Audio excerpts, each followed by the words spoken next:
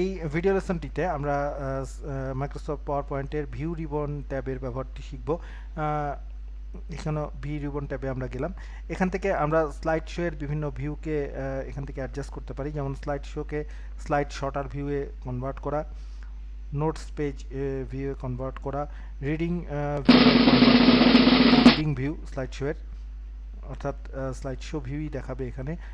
আমরা মাস্টার স্লাইডটিকে প্রদর্শন করতে পারি এখানে, মাস্টার স্লাইড ভিউ, এবং এখান থেকে প্রয়োজনে মাস্টার স্লাইড এবং এই মাস্টার স্লাইডের আন্ডারে বিভিন্ন অপশান আমরা যুক্ত করতে পারি। দেখুন, স্লাইড মাস্টার সিলেক্ট করার কারণে একটি কন্টেক্সচুয়াল ট্যাব তৈরি হয়েছে স্লাইড মাস্টার নামে। আমরা পুনরায় ভিউ রিবন ট্যাবে ফিরে যাব। ভিউ রিবন ট্যাব থেকে আমরা পুনরায় নর্মাল ভিউয়ে ফিরে আসি। এটি হলো নর্মাল ভিউ।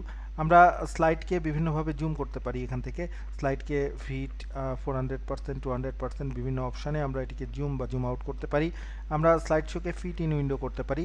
স্লাইড শো এর কালারগুলো এখান থেকে অ্যাডজাস্ট করা যায়, যেমন এটিকে কালার অবস্থায় দেখবো আমরা, কিংবা গ্রে স্কেল মোডে যদি দেখতে চাই সেক্ষেত্রে স্লাইডকে গ্রে স্কেল মোডে দেখা যায়। পুনরায় কালার মোডে ফেরার জন্য বাটনটিতে আমাদের ক্লিক করতে হবে।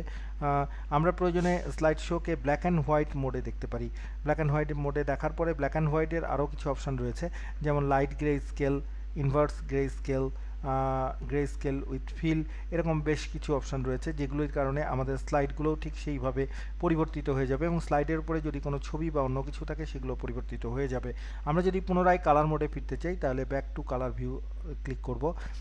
ভিউ রিবন ট্যাবে একাধিক উইন্ডো খোলা থাকলে একাধিক উইন্ডোকে ক্যাসকেড বা অ্যারেঞ্জ উপায়ে বা নতুন একটি উইন্ডো খোলার জন্য আমরা এখান থেকে নিউ উইন্ডো বাটনটি ব্যবহার করতে পারি।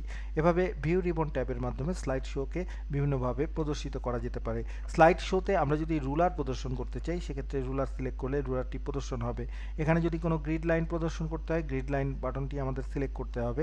আমরা যদি গাইড প্রদর্শন করতে চাই তাহলে গাইড বাটনটি আমাদের চেক করে দিতে হবে। এই হলো মাইক্রোসফট পাওয়ার পয়েন্টের ভিউ রিবন ট্যাবের ব্যবহার।